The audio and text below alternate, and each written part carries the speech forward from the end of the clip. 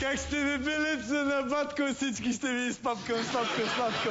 Аз съм Бат Пилко, вие ме знаете много добре, нали така? Явате пилица, да не се повтарям. А обаче, аз съм ядосан. Искам да ви кажа, че и най-добрия Бат Пилко успяхте да ядосате. Айде, не вие! Ядоса го ония, корееца, псай, май, вай, как се казва та, успя да ме ядоса.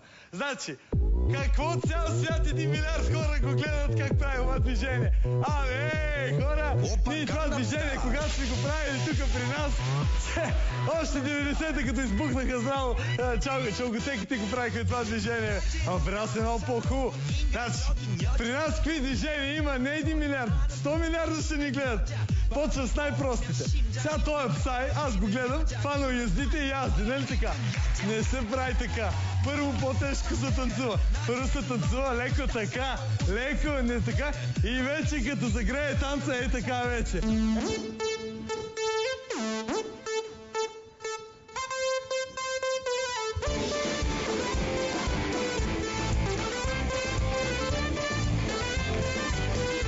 така се държат здраво яздите. Това в чалгата съм го видял колко пъти. И сега, този псай прави ей така. Това не се прави също. Прави се първо с двете ръце, се прави ей така, така. Всичко това да дойде в една наша чалга да види как се прави Димитров град. Ей го къде, ще му покажем всичките движения. Така се върти, така. Няма такива работи. Искам ви кажа, че специално това движение, неговото дете, цял свят тропка по него и се радва. Аз още с клипа си, с моя клип, малката съм го измислил това движение. Само, че това се прави по-стилизирано. Слагаш ръцете отзад и правиш така. Оп, това е движението. Оп, това е. Никакви такива тропка с кръчеца. Няма такова нещо. Искам ви кажа, че танца на коня ли е, танца на моня ли е, няма значение. Тук и при нас има такива танцове. Знаете ли танца на бързата хлебарка?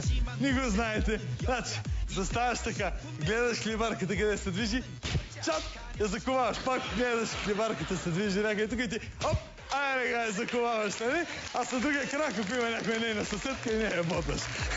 Така че няма такива разни корейски ще ни продават как се танцува. Няма такива стилизирани работи, секси лейди. При нас всички лейди са секси, бе. Тук при нас да дай още от входа, като влизаш, всяко лейди е секси. Така че сега ще ви покажа как се танцува тая неговата песничка в наша чалга. Айде, момчета, от вас давайте, сега от мене е показателно. Лекичко, почваш леко, така, засилаш, айде, ръцете горе, така, дай сега, така,